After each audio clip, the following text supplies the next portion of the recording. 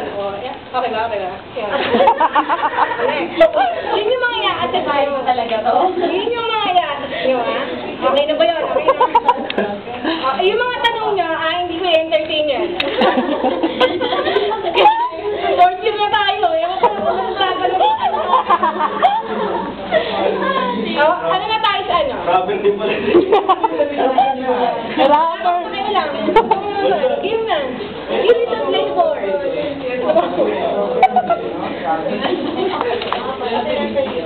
Ayun.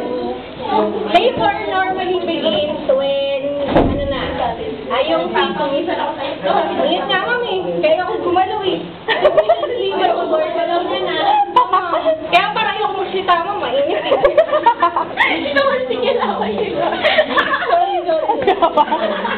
Kasama yan sa ano. Never pa siya natansikan, friend, kasi. Yun, ano naman yung sabi ko yun? Labor normally begins when the fetus is sufficiently mature na mag-cope up sa extrauterine life. Pero hindi naman siya yung too large para lang ma-destroy na yung mechanical difficulty with birth. May dalawa kasi yan. In some instances, labor begins before the fetus, fetus is mature o kaya yung preterm birth. On the other hand, labor is delayed when until the fetus and the placenta reach their yung optimal, yung point, Yung age. yun yung postterm birth. Gestational age. O basta yun na yun. Kung meron kayong maternal book, yun na yun. Kung di kayo nagbabasa. Sinong author? Yan. Yan ang hawak ni Jim. Ano kaya to? Mahilig pa ako magbasa dati. Yan si ma'am, yung hawak ni Mr. Escobar. Ma'am, 103 kami. Sige. Kaya naman sa'yo, no? Icebreaker yun. Ito na ako, yun. Ayun, ito na yung mga theory. Yung question nyo. Ma'am, wala silang tanong. May tanong ba kayo? Wala! Ma'am, wala ma'am. Kasi alam na nila yan. Master na master na yan. Next. Theories na tayo. Ang init eh, no? Fetal adrenal response theory. Pakibasa. Pabiyan niya. Wala akong copy, nakakaya naman sa Ikaw lang. Listen. Fetal adrenal response theory. Hormones are released by adrenal glands of fetus that causes contraction. Yan, yun yung nakalagay. Yun talaga yun. Siguro dito, kasi may fetal na word. Yung baby. Galing sa baby yun. O, diba? Basta nagkukas lang siya para mag-contract. Yun lang yun. Malalayan yung ako. Katulad siya tapos. Ipakita ko si Pedro. Okay. Yun na yan, ha? Puro magkukas lang yun ng contraction. Next yung Anong hormone? Mama, ano? Ano yung tanong niyo, Mama? Anong hormones daw? Oxy. Hindi. Epi. Oxy? Proje. Nasaan ka ba? Hindi ko Nasaan ka na ba? Wala kasi sa book. Cortisol, ma'am. Cortisol. Alam ko yung sinabi sa kanya kanina. Nalimutan mo lang, no? Ako nakatanda. English yun na yun. Cortison. Cortisol. Alam mo namin ka-N? Thank you. Next thing, uterine muscle stretching. Ito, kapag na-reach na yung maximum na, yung laki. Stretching capacity. Yung stretching capacity niya, it's about time. Wow. Wow. Kanta. Mag-release siya ng prostaglandin, in which kapag increase yung prostaglandin, mag-initiate siya ng cervical dilatation at saka uterine contraction. Okay, gets nyo na. Hindi masyado na gets kasi pang matatalino lang yan. Oxytocin, stimulation theory. Ito, kapag nag-work siya with prostaglandin, syempre, ang tendency yun, magkakaroon din ng uterine contraction. Para saan mga oxytocin? Contraction of the upper. Yan, very good. Nakikinig talaga kayo. Yan ang gusto ko sa inyo. We're friends. Sunod, yung progesterone deprivation theory. From the word itself, pag bumaba kasi yung progesterone, ang tendency increase yung prostaglandin. So, pag may increase yung prostaglandin, yun nga, mayroong cervical dilatation, saka uterine contraction. Parang it's about time na para okay lang yan. Mamaya, paglabas niya, matatapilo kayo. Masagasaan ka rin nakikinig. Yun yun, lalabas siya sa board exam. Ano kayo? Ayun, ma'am. Oh, yun, okay na ba? Okay na. Tutuloy pa ba natin to? Tutuloy pa kasi, no? Oh, next, si prostaglandin theory. Ayun, parang ganun din. Paulit-ulit lang to. Laro tayo, ma'am. Paulit-ulit. Ganun lang. Mag-stimulate din siya ng contraction. Pero, itong lahat ng theories ito, kasi ginawa ito parang wala kasi talaga nakakalam ng exact kung bakit nagkakaroon ng yung Labor. contraction. Kumbaga, ito lang, yung parang mas yung explanation na ginawa. Yun. Yun. Galing. Tingin ka sa akin. Sige siya sa'yo, friend. Pag-aging placenta naman, yung placenta age. Bunga daw. Ma'am, hindi. Oo. Fresh ka talaga ni Banyas eh. Maraming ba niya? Ano ba? Gusto ko away?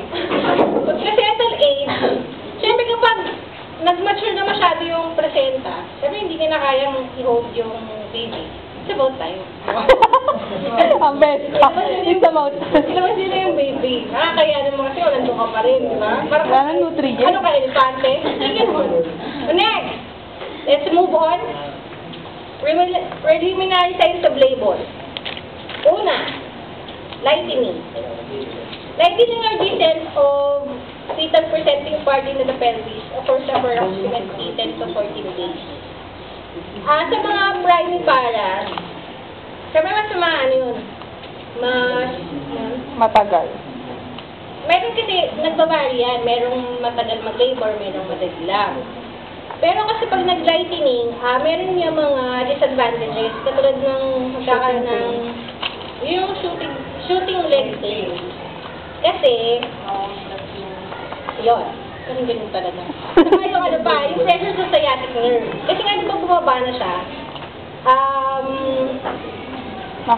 yun, mako-compress yung bladder, tapos yung urinary frequency, mas madalas. Yun yun. Next, increase in level of activity. Ito, related siya sa increase epinephrine na, yun nga, bitigil sa progesterone. Ito, kapag yung mga nag-labor, usually yan, talagang mataas talaga yung, energetic sila. Kaya dapat yung mga nanay na gano'n, ina-advise na huwag masyado nilang gamitin, consume up yung energy nila. Kasi kailangan nila yun para sa preparation nila pag Delivery. Diba kasi mayroon mga nanay para kalam nakasyabu. Nilinis nila, mga gano'n. Nahulog, no? Gano'n kalam nakasyabu talaga kung ano mga pinagagawa. Kaya ang education, ang management doon, educate the mother. Mother. Ang init. Ang init to. Next. Loose pa shirt mo niyan, Oo, parang mag-loose pa ako, nakakaya naman. Braxton Hicks contraction. Ano ba ako? Yun.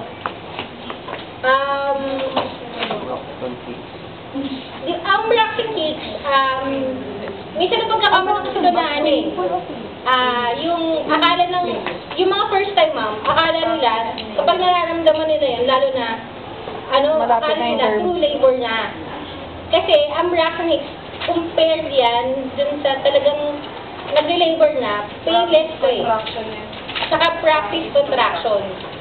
Diba? At ngayon, may magkakaroon sila ng discomfort, pero hindi naman katulad ng talagang super duper. Ganun lang. Light lang. Ma'am? Ano po lang? Ito lang ma'am sa may abdomen. Kasi kapag True sa back. kapag true, mag-start sa lower back. Mag-reshape. Around sa What's super round? when. That's life. Mamaya, malalaman nyo ang difference ng True post labor. at true labor. Kasi magaling ako eh. Kasi yan. ikaw na dalisay talaga. Next, ripening of the cervix. Siyempre, ito naman, cervix nga naman. Wala naman ang cervix natin, wala naman sa labas, di ba? Sa loob yan. Malalaman na yung through pelvic examination. Hindi tayo magdudulungan na, ayan, nakikita ko, ayan, hinag na, pwede na, hindi ganun. Kung tayo masyadong magaling. Tingin nyo. Yung cervix nyo, super, parang butter soap chemic. Ganon. Butter Hindi soap. super lang pagkarap. It's about time. It's about time na yun.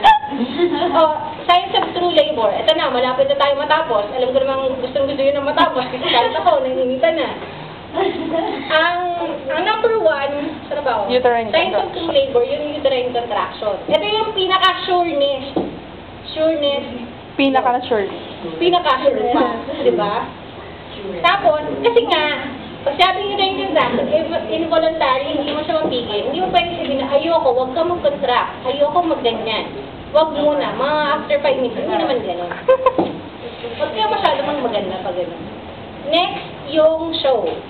At ito naman, yung operculum, yun siya yung nag-ano eh.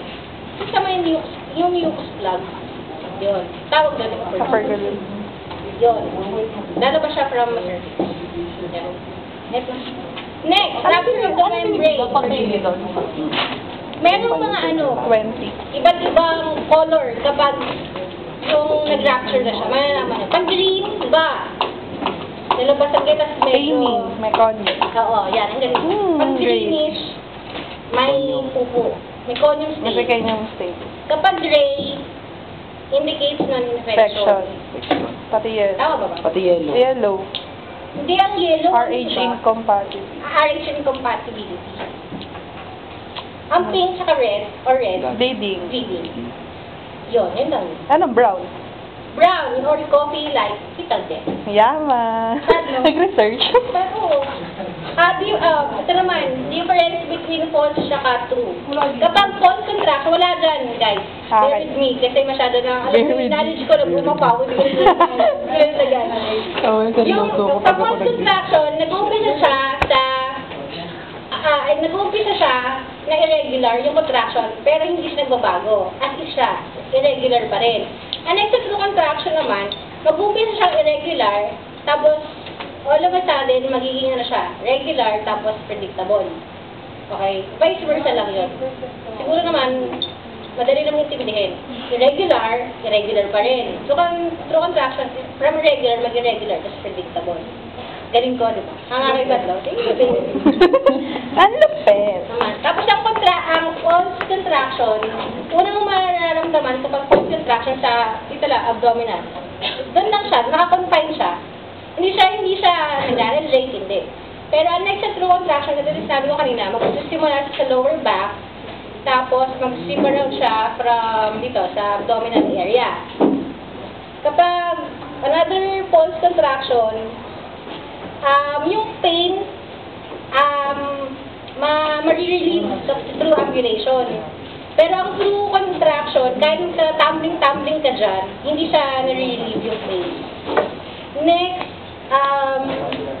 hindi tumataas yung duration, frequency, at saka intensity ng photocontract sa false contraction. Pero unlike sa true contraction, vice versa din, nagkakaroon ng increased duration. Pag sabi na ng duration from the beginning of first contraction, tapos yung susunod na contraction, yun yung duration. Kapag sinabi natin, yun, ay, mali pala sinabi ko. Beginning. Baka ako na mag-clear. Beginning to end. Di ba? Frequency yung sinabi ko. Pag duration, yung length. ng Beginning to end. contraction. Kapag yung intensity, yung mild, moderate, yan. Ganon. Tapos, sunod, Interval. syempre, pag false contraction, wala namang cervical dilatation. Diba? Ano ka? Kung maganda ka, false lang. Pero pag true meron, kasi yan na, this is it. It's about time. Okay, it's about time, tapos na po ako, no? What's Yeah, next? yun na.